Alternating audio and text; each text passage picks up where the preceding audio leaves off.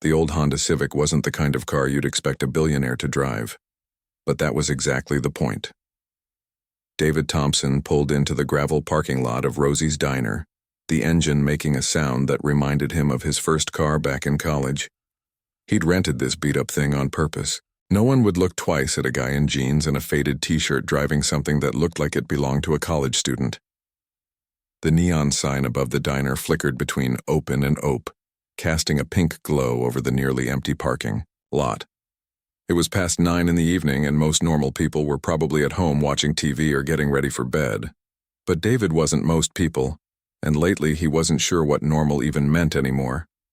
He sat in the car for a moment watching, the warm light spill out through the diner windows.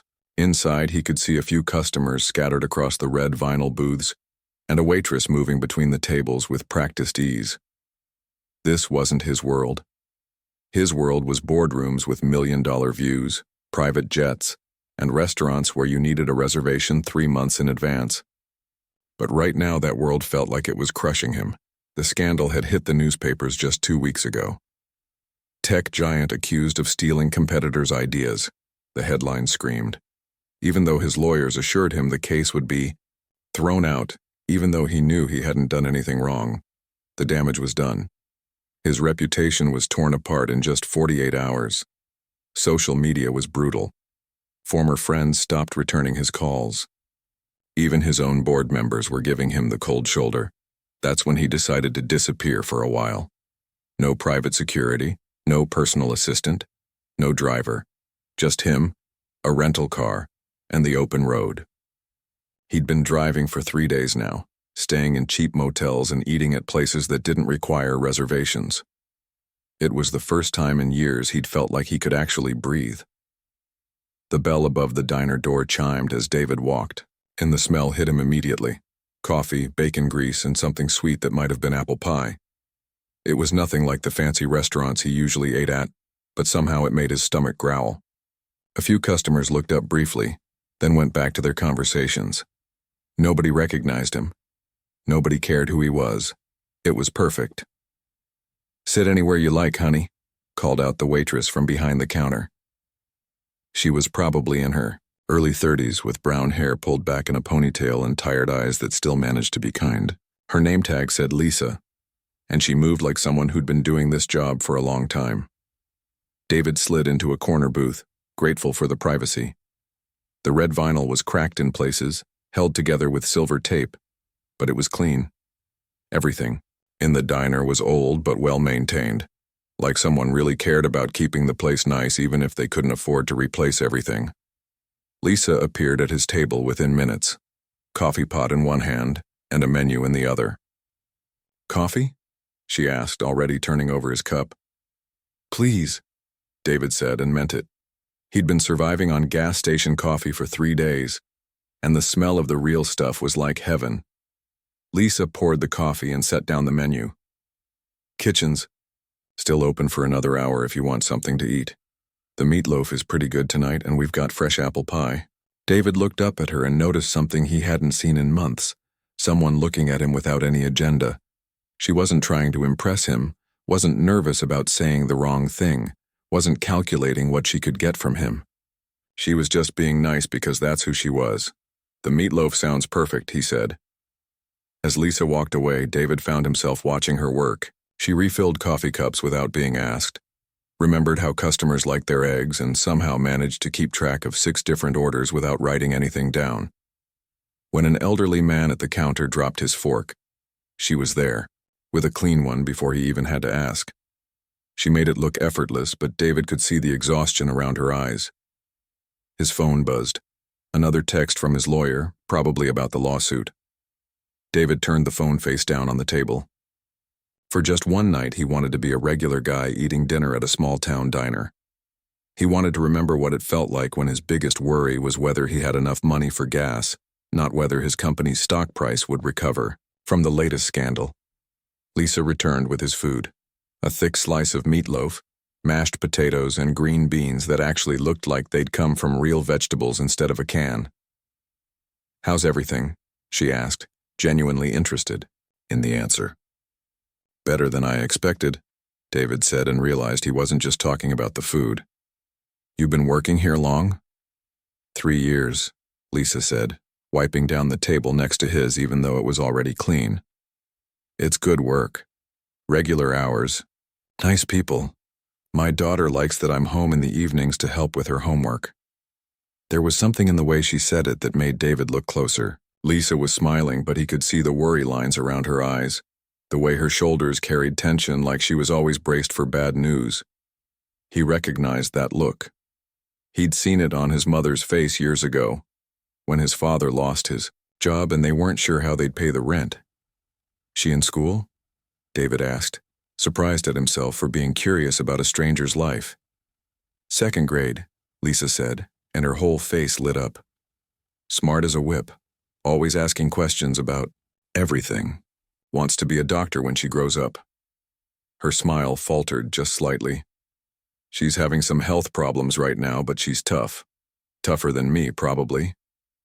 Before David could respond, the bell chimed again, and 3 men in suits walked, and they looked completely out of place in the small diner, like they'd stepped out of a different world. Lisa excused herself to seat them, but David noticed they barely looked at her, just demanded coffee and kept checking their phones. David went back to his meal, but something about the men bothered him. Maybe it was the way they kept glancing around the diner, or maybe he was just paranoid after everything that had happened. Being rich had taught him that there were always people watching, always people with agendas. Usually he had security to worry about that stuff. Tonight he was on his own. The meatloaf was actually good, better than some meals he'd paid $200 for in Manhattan. Lisa checked on him twice more, never pushy, just making sure he had everything he needed. When she brought the check, David noticed her hands were rough from work with a small bandage on one finger. These weren't the soft hands of someone who'd never had to worry about money. As David finished his coffee, he found himself thinking about Lisa's daughter, about dreams of becoming a doctor and health problems they probably couldn't afford to fix properly. He thought about his own problems, which suddenly seemed smaller somehow. A damaged reputation could be rebuilt. Money could be made again. But a sick child and a mother working double shifts, that was real trouble. Outside, the night was getting colder, and David could see his breath in the air. He'd planned to drive another hour before finding a motel, but something made him hesitate. Maybe it was the warmth of the diner, or maybe it was the first genuine conversation he'd had in weeks. Whatever it was, David wasn't quite ready to leave this small piece of normal behind. Lisa had been watching the 3 men in suits since they walked in 20 minutes ago. Something about them didn't sit right with her, and after growing up in Detroit, she'd learned to trust her gut when it came to trouble. They'd ordered coffee but barely touched it, spent most of their time staring out the window and kept checking their phones like they were waiting for something. She'd seen their type before, back when her late husband Mike was having problems. With loan sharks, men like this would show up at their apartment. They wore expensive clothes and spoke quietly, but there was something cold behind their eyes that made her skin crawl. These 3 had that same energy, like predators waiting for the right moment to strike. David was still sitting in his corner booth, working on his second cup of coffee, and looking more relaxed than when he'd first walked in. Lisa liked him. He was polite without being fake, tipped well, and actually listened when she talked instead of just nodding and looking at his phone. Most customers treated her like she was invisible, but David made eye contact and asked real questions about her daughter Sophie. But right now, Lisa was more worried than grateful, because every few minutes one of the men in suits would glance over at David, then look back out the window at the parking lot. It was subtle, but Lisa had spent years reading people's faces and body language. When you depended on tips to pay rent, you got good at knowing what customers were thinking. The bell chimed as another customer left, and now it was just David, the 3 men, and old Pete at the counter who came in every night for pie and coffee. Lisa refilled Pete's cup and tried to act normal, but her heart was beating faster. Through the window she could see a black SUV parked at the far end of the lot that hadn't been there when David arrived. One of the men stood up and walked toward the restroom, but instead of going inside, he stepped outside through the back, door. Lisa watched through the kitchen window as he walked around toward the front parking lot. Her stomach dropped. This wasn't just suspicious anymore, this was dangerous. She'd grown up in a neighborhood where you learned to spot trouble before it spotted you. Her older brother Tony had taught her the signs when she was just 12. "Watch their eyes, Lisa," he'd said. "Watch where they look and how they move." Trouble always has a pattern. The pattern here was clear. 3 men keeping watch on one customer, someone checking the parking lot, and that black SUV sitting just far enough away to not look obvious. David had no idea what was happening, but Lisa did. And she had about 2 minutes to decide whether to mind her own business or risk everything to help a stranger. The man came back inside and nodded slightly to his friends. It was such a small gesture that most people would have missed it, but Lisa saw it. Whatever they were planning, it was about to happen. David was reaching for his wallet, getting ready to leave. Lisa felt her heart racing as she watched him count out bills for the check. In her mind, she could hear Tony's voice from all those years ago. "Sometimes you gotta choose between being safe and being right. Just make sure you can live with whatever you choose." She thought about Sophie at home, probably asleep with her favorite stuffed rabbit, trusting that her mom would come home safe every night. Lisa had responsibilities. She couldn't afford to lose this job, couldn't afford to make enemies, couldn't afford to get involved in whatever this was. But she also couldn't watch a nice man walk into danger when she had the power to stop it. Lisa grabbed the coffee pot and walked over to David's table, her hands trembling slightly. "More coffee?" she asked, but her voice came out higher than usual. David looked up and immediately noticed something was wrong. "Are you okay?" Lisa glanced toward the men in suits, then back at David. They were all watching now, not even trying to be subtle about it. "I need you to listen to me very carefully," she whispered, leaning over to refill his cup. "Don't look around, don't act surprised, just keep looking at me." David's whole body went tense, but he followed her instructions. "What's going on?" "Those 3 men by the window. They've been watching you since they came in. One of them just went outside to check your car." Lisa's voice was barely audible. "There's a black SUV in the parking lot that wasn't there before. This isn't random." David's face went pale. "Are you sure? I grew up in Detroit," Lisa said simply. "I know what trouble looks like." She pretended to clean the table while she talked. "Whatever's going on, whoever you are, they're not here to talk." For a moment, David just stared at her, and Lisa could see him trying to process what she was telling him. She knew how crazy it must sound, but then something shifted in his expression like pieces of a puzzle clicking together. "The lawsuit," he muttered under his breath. "They said there might be complications." "I don't know what that means," Lisa said, "but I know you can't walk out that front door right now." One of the men stood up and dropped a 20 on his table. The others followed. They were getting ready to leave, which meant they were getting ready to follow David outside. "What am I supposed to do?" David asked, and for the first time since he'd walked in, he looked scared. Lisa made a decision that would change both their lives forever. "My shift ends in 10 minutes. There's a back exit through the kitchen that leads to the alley. My truck is parked behind the dumpster." She pulled her car keys from her apron pocket and slid them across the table. "Wait 5 minutes after I leave, then go out the back. I'll have the engine running." "I can't ask you to do that," David said. "You don't even know me." "You're right, I don't," Lisa said. "But I know those men, and I know what happens to people who trust the wrong strangers in parking lots late at night." The 3 men were walking toward the door now. Lisa watched them go, her heart pounding so hard she was sure everyone could hear it. Through the window, she saw them get into the black SUV and drive to a spot where they could watch David's rental car. 5 minutes, Lisa repeated, untying her apron.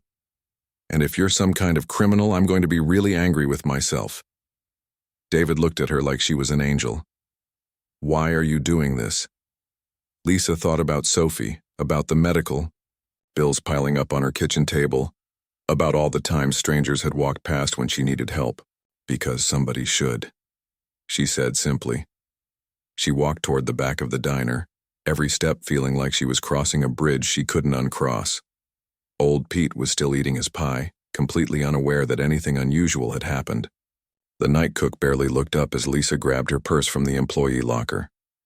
Outside in the alley, Lisa sat in her old pickup truck with the engine running, watching the seconds tick by on her phone. She thought about calling the police, but what would she say? 3 men in a parking lot wasn't a crime. And if David really was in some kind of legal trouble, getting the cops involved might make things worse. The back door opened and David appeared, moving quickly but trying not to look panicked. Lisa unlocked the passenger door and he slid in, bringing the smell of coffee and fear with him. "Go," he said quietly. Lisa put the truck in gear and drove slowly toward the street, taking the long way around the building so they wouldn't pass. The black SUV. In her rear-view mirror, she could see the men still sitting in their vehicle watching David's abandoned rental car. "Thank you," David said as they drove into the night. "I don't know how to thank you. You can start by telling me who you really are," Lisa said, "and why those men want to hurt you." Lisa drove in silence for the first few minutes, taking random turns through the quiet streets of their small town. Her hands gripped the steering, wheel tighter than necessary, and she kept checking the rearview mirror. The black SUV was nowhere to be seen, but that didn't mean they were safe. It just meant the men were being smart about following them. "We need to get off the main roads," David said quietly, looking out the back window. "Do you know somewhere we can go that's not obvious?" "I'm working on it," Lisa replied, turning down a residential street lined with small houses. Most of the windows were dark now. Families settled in for the night with no idea that danger had just passed through their peaceful town. "But first you need to tell me what's really going on. Because those weren't random criminals back there." David ran his hands through his hair and let out a long breath. "You're going to think I'm crazy. After what just happened, crazy is relative," Lisa said. "Try me. My name isn't really David Thompson. Well, it is, but that's not how most people know me." He paused, like he was trying to figure out how to explain something complicated. "Have you ever heard of Thompson Technologies?" Lisa glanced at him. "The computer company? The one that's always in the news?" "That's the one. I'm the CEO. The founder, actually." David watched her face, waiting for her reaction. "I started the company in my garage 15 years ago. Now it's worth about $40 billion. Lisa nearly swerved off the road. "You're joking." "I wish I was. 2 weeks ago, a competitor accused me of stealing their technology. It's not true, but that doesn't matter. The story got picked up by every news outlet. My stock price crashed, and suddenly I'm getting death threats from people who think I'm some kind of corporate villain." "Death threats?" Lisa's voice went up an octave. "And you think those men back there?" "My security team warned me that some of my business competitors might try to take things into their own hands. Industrial espionage, intimidation, maybe worse. I thought if I disappeared for a while, laid low, maybe things would cool down." David shook his head. "I should have known they'd find me eventually." Lisa turned down another side street, her mind racing. A billionaire. She just helped a billionaire escape from what might have been kidnappers or worse. The whole situation felt surreal, like something out of a movie. "So what were you doing at the diner?" she asked. "Rich guys like you don't usually eat at places like Rosie's." "That's exactly why I was there," David said. "For the past 2 weeks, I've been trying to remember what it felt like to be normal. Before the money, before the company, before everyone wanted something from me. I've been staying in cheap motels, eating at small diners, driving rental cars. It was the first peace I've had in years." Lisa could hear the exhaustion in his voice, and despite everything, she felt sorry for him. "Must be nice to choose to be poor," she said, but there wasn't any anger in it, just sadness. "I didn't mean it like that," David said quickly. "I know how that sounded. I know you work hard for everything you have." "You don't know anything about what I have," Lisa said, pulling into the parking lot of a closed gas station. She turned off the engine and looked at him.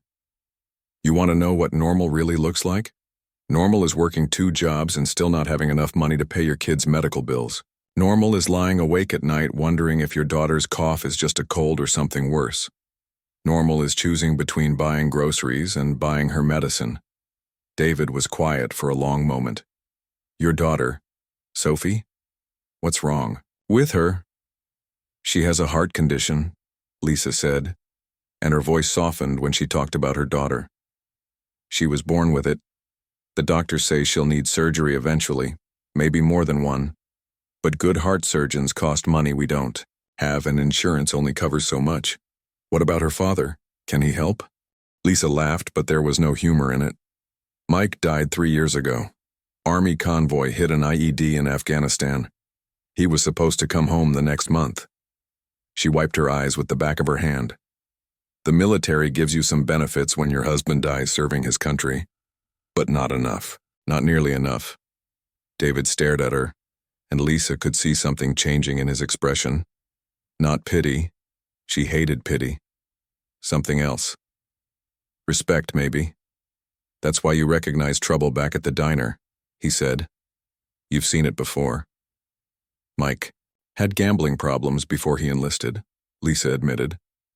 Said the army would straighten him out, and it did, but before that we had some bad people come around looking for money. I learned to spot the signs. They sat in silence for a moment, both lost in their own thoughts. Lisa was still trying to process that she was sitting next to one of the richest men in America, and he was probably trying to figure out how his carefully planned disappearance had gone so wrong. We can't stay here, Lisa said finally. If those men are as professional as they looked, they'll be checking every parking lot in town. Do you have somewhere we can go? David asked. Somewhere they wouldn't think to look. Lisa thought about her small apartment, about Sophie sleeping peacefully in her room with her stuffed rabbit and her stack of library books. It wasn't much, but it was home. And right now, it might be the safest place in town. My apartment, she said. It's not fancy, but it's not obvious either. Just another single mom in a complex full of working families. I don't want to put you and Sophie in danger, David said. Those men don't know about me, Lisa replied, starting the truck again. As far as they're concerned, I'm just a waitress who served you coffee. But if we're going to do this, I need to know everything. What kind of technology did they accuse you of stealing? Who are these competitors? And why would they send men with guns after you? As Lisa drove through the back streets toward her apartment complex, David began to explain. His company had developed a new type of computer chip that could revolutionize everything from smartphones to medical devices. It would make current technology look like stone tools. But the week before the product launch, a rival company claimed the technology was theirs and accused David of corporate espionage. The truth is, we've been working on this for 5 years, David said. We have thousands of hours of research documentation, patents filed years ago, everything you need to prove it's ours. But in today's world, the truth doesn't matter as much as the story, and their story got out first. So they're trying to destroy your reputation and steal your technology? Worse than that, David said grimly. If I disappear or have an accident, the patent rights get tied up in legal battles for years. Meanwhile, they rush their inferior version to market and claim they were first.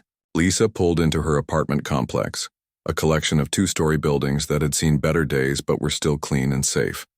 She parked in her usual spot and turned to look at David. Okay, so here's what we're going to do, she said. You're going to come upstairs, I'm going to make coffee, and we're going to figure out how to keep you alive long enough to clear your name. But first, you need to promise me something. Anything. Promise me that no matter what happens, Sophie doesn't get hurt. She's 8 years old and she's been through enough already. David looked at Lisa, really looked at her, and saw a strength that had nothing to do with money or power. This was a woman who had faced loss and hardship and kept fighting. Not for herself, but for her daughter. She was risking everything to help a stranger, asking for nothing in return except the safety of her child. I promise, he said, and meant it more than any business deal he'd ever made. As they walked up the stairs to her apartment, Lisa realized her life was about to change in ways she couldn't imagine. And David was beginning to understand that sometimes the most powerful people aren't the ones with the most money. They're the ones with the most courage. Lisa's apartment was on the 2nd floor, at the end of a hallway that smelled like someone had been cooking dinner with lots of garlic. The building was old but well-maintained, the kind of place where working families lived when they couldn't afford anything fancier, but still wanted their kids to be safe. David followed her up the stairs, noting how Lisa moved quietly, like she was used to coming home late without waking anyone. "Sophie's a light sleeper," Lisa whispered as she fumbled with her keys. "The medicine she takes makes her restless at night." The door opened to reveal a small living room that was nothing like the luxury penthouses David was used to, but somehow felt more like home than anywhere he'd lived in years.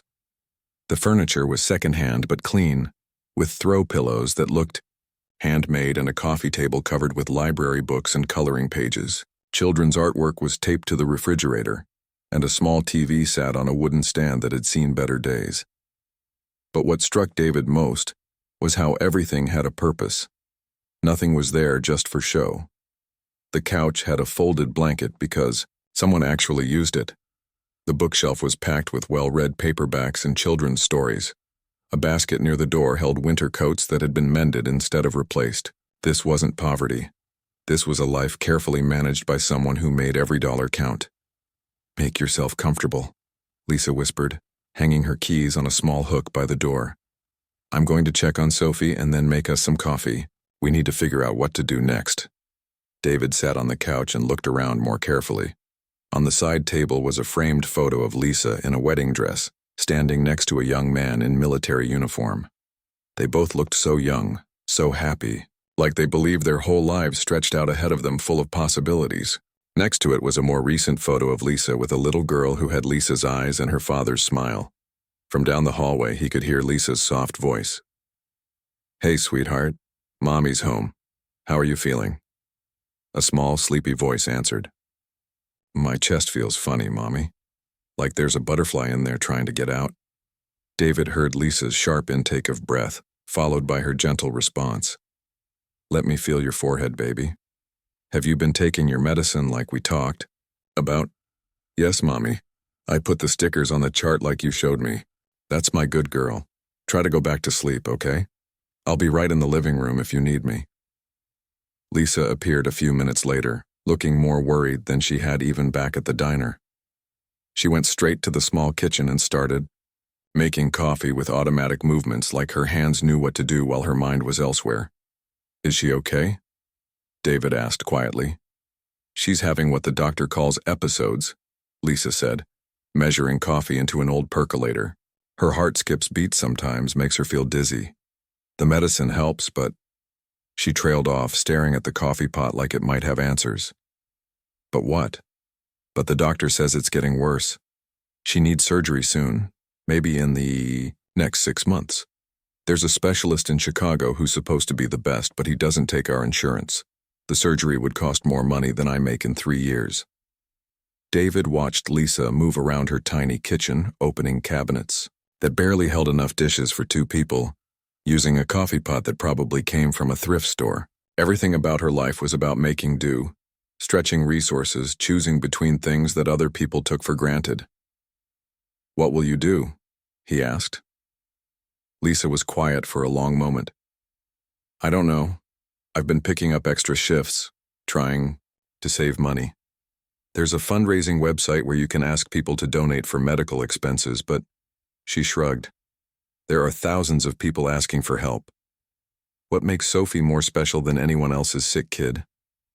The coffee finished brewing, and Lisa poured 2 cups, handing one to David. It was strong and hot, better than what he got at most expensive restaurants. She sat down in a worn armchair across from him, pulling her legs up under her like she was trying to make herself smaller. "I keep thinking Mike would know what to do," she said softly. "He was good at solving problems, at finding ways to make things work. But he's not here. And I'm just making it up as I go along." David had spent his entire adult life in boardrooms, making decisions that affected thousands of employees and millions of customers. He'd negotiated deals worth hundreds of millions of dollars, created products that changed how people lived and worked. But sitting in this small apartment, listening to a mother worry about saving her daughter's life, he felt more humbled than he had in years. "Mommy?" A small voice came from the hallway. "I can't sleep. Can I have some water?" Of course, baby. Lisa got up immediately, but David noticed her exhaustion in the way she moved. She'd been on her feet all day at the diner, and now she was up late taking care of a stranger's problems when she should have been resting. A little girl appeared in the doorway, wearing pajamas covered in cartoon cats and holding a stuffed rabbit that had clearly been loved almost to pieces. She had Lisa's brown hair, but it was longer, falling in soft curls around her shoulders. Her eyes were bright and curious, even though she was obviously tired. "Mommy, who's that?" Sophie asked, looking at David with the directness that only children possess. "This is David," Lisa said, filling a small cup with water. "He's a friend from work. He needed a place to stay tonight." Sophie studied David for a moment, then walked over to him. "Are you sad?" she asked. "You look sad." David was surprised by the question. "I guess I am a little sad," he said honestly. "When I'm sad, my rabbit helps," Sophie said, holding up the stuffed animal. "His name is Mr. Hopscotch. He's very good at listening." "That's very kind of you," David said, and meant it. "But I think he should stay with you tonight." Sophie nodded seriously. "Okay. But if you change your mind, just tell Mommy. She can ask me." She took her water and kissed Lisa goodnight. "I love you, Mommy. I love you too, sweetheart. Sweet dreams." After Sophie went back to bed, Lisa and David sat in comfortable silence for a while. David found himself thinking about the little girl's offer to share her comfort rabbit with a stranger, about Lisa working double shifts to pay for medicine, about a family that had lost so much but still had room in their hearts to help others. His whole life had been about accumulation, more money, more success, more recognition. But sitting in this small apartment, watching Lisa worry about her daughter while simultaneously risking everything to help him, David realized he'd been measuring the wrong things. "Lisa," he said finally, "what if I told you I could fix Sophie's medical problems? All of them. The surgery, the specialist, whatever she needs." Lisa looked at him suspiciously. "I'd say that sounds too good to be true, and I'd wonder what you wanted in return." "Nothing," David said simply. "What if I just wanted to help because it's the right thing to do?" "People like you don't help people like me without a reason," Lisa said. "That's not how the world works." David thought about that. She was probably right. In his world, everything was a transaction. Every favor came with strings attached, every gift had expectations built in. But maybe that was the problem with his world. "What if we changed how the world works?" he asked. "What if we started right here, right now, with one little girl who needs surgery and one mom who's been carrying the weight of everything alone for too long?" Lisa stared at him, and David could see her trying to decide whether to hope or to protect herself from disappointment. In the quiet of the apartment, with Sophie sleeping peacefully down the hall, David made a decision that surprised even him. He wasn't just going to help with the medical bills. He was going to make sure Lisa and Sophie never had to worry about money again. And he was going to do it in a way that honored their dignity, their strength, and their incredible capacity to care for others, even when they had every reason to only think about themselves. But first, he had to convince Lisa to let him try. The next morning, David woke up on Lisa's couch to the smell of pancakes and the sound of a little girl singing softly in the kitchen. For a moment, he forgot where he was and why he was there. The apartment was filled with warm sunlight streaming through thin curtains, and everything felt peaceful in a way his penthouse had never been. "Good morning," Sophie said when she saw him sit up. She was standing on a step stool next to the stove, carefully flipping pancakes under Lisa's watchful eye. "Mommy said you might be hungry. I helped make breakfast." "That's very thoughtful of you," David said, rubbing his eyes. "How are you feeling today?" "Better," Sophie said, but David noticed she was moving more slowly than most 8-year-olds would. "The butterfly in my chest is sleeping right now." Lisa caught David's eye and gave a small shake of her head. The episodes were getting more frequent, not better. But Sophie was trying to be brave, the way children do when they know the adults around them are worried. After breakfast, Lisa sent Sophie to get dressed for school. and she and David sat at the small kitchen table with their coffee. In the daylight, David could see more details about their life. The careful way Lisa had organized everything to make the tiny space work, the calendar on the refrigerator with doctor appointments marked in red ink, the stack of medical bills, held down by a coffee mug.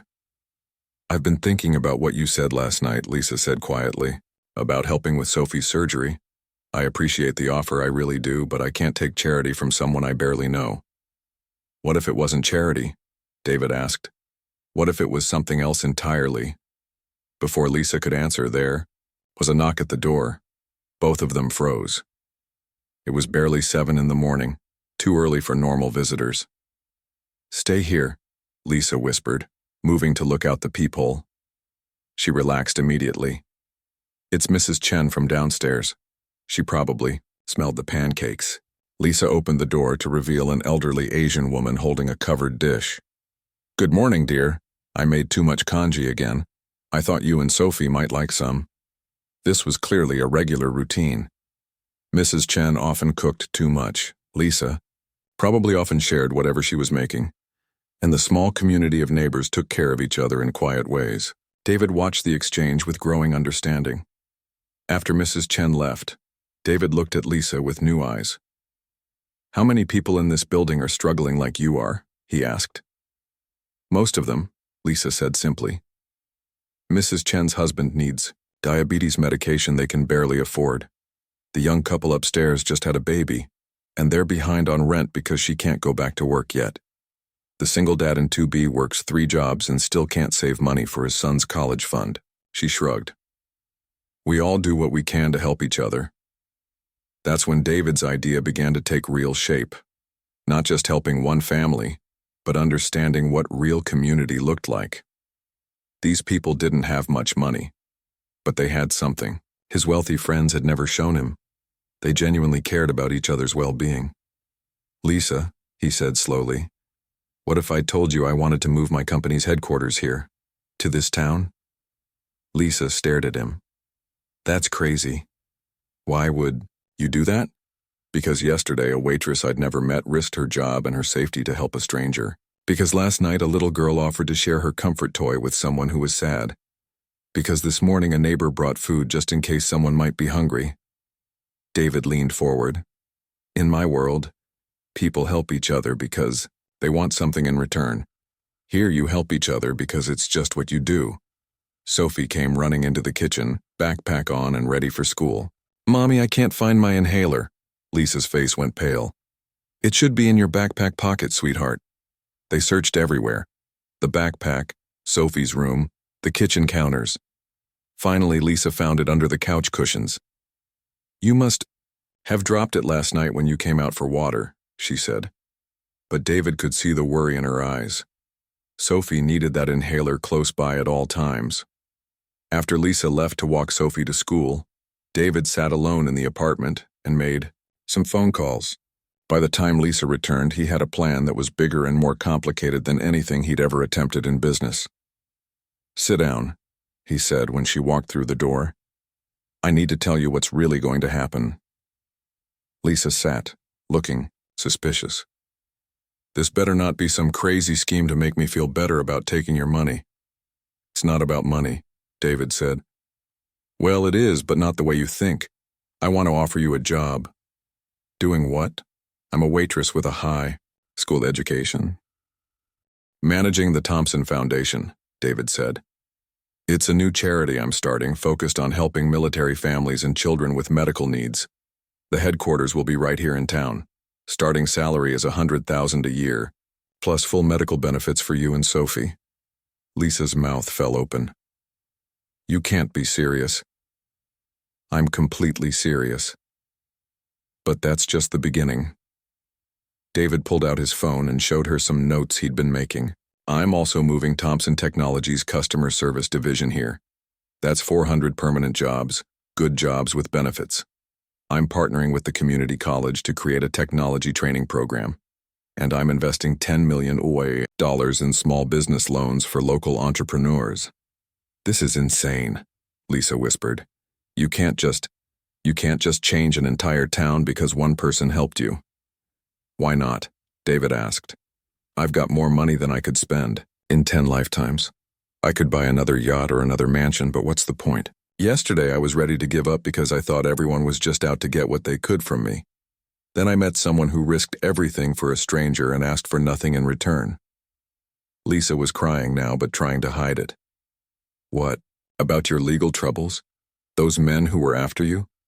David smiled. Funny thing about having unlimited resources, you can hire very good lawyers. My team worked all night.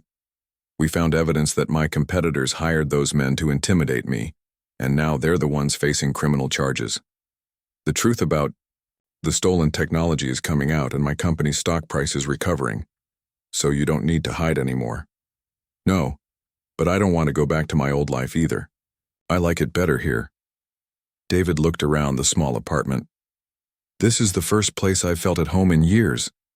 Sophie burst through the door at that moment, home from school and full of energy. Mommy, guess what happened today? My teacher said there might be new jobs coming to town and maybe some of the older kids won't have to move away after graduation. Lisa looked at David with amazement. How is that possible? You just decided this morning. I may have made a few more phone calls while you were gone, David admitted. The announcement will be in tomorrow's paper. Construction starts next month. Sophie looked back and forth between the adults, sensing something important was happening. What's going on? Why is Mommy crying? Lisa knelt down and hugged her daughter. Happy tears, sweetheart. These are very, very happy tears. That evening, as the three of them sat on the couch reading stories, David realized that his life had completely changed in less than 24 hours. Yesterday he'd been running from problems, feeling like the whole world was against him. Tonight he was part of a real family, in a real community, planning a future that would help thousands of people. Sophie fell asleep between them, her head on Lisa's shoulder and her feet in David's lap. As Lisa carefully carried her to bed, David looked around the small apartment that had become more precious to him than any mansion he'd ever owned. When Lisa came back, she sat down beside him on the couch. I have one condition, she said quietly. Name it. Sophie's surgery gets scheduled for next week with the best pediatric heart surgeon in the country. I don't care what it costs. I want my daughter healthy before anything else happens. Already done, David said. Dr. Rodriguez from Chicago will be here Monday to examine her. If she needs surgery, it happens immediately. Lisa was quiet for a long moment. You know, when I was growing up, my grandmother used to tell me that angels sometimes show up looking like regular people. I never believed her. I'm not an angel, David said. I'm just someone who got very lucky. Lucky that a wise, brave woman decided to trust a stranger in a diner. Lucky that her daughter taught me what real kindness looks like. Lucky that I finally found a place where I can do some good with all this money I've been carrying around. 6 months later, Sophie's surgery was a complete success. The Thompson Foundation had helped over 200 military families. The new technology center was up and running, and young people were staying in town instead of leaving for better opportunities elsewhere. But the best part, David thought, was Sunday mornings in the small apartment above the bakery he'd bought for Lisa to run. Sophie would make pancakes, Mrs. Chen would bring congee, and neighbors would stop by just to check on each other. He'd learned that the most valuable things in life couldn't be bought. But sometimes, if you were very lucky, they could be shared. And sometimes a simple warning from a kind waitress could change everything, not just for one person, but for an entire community. The billionaire had found something worth more than all his money, a real home, a real family, and the knowledge that ordinary people doing extraordinary things for each other was the most powerful force in the world.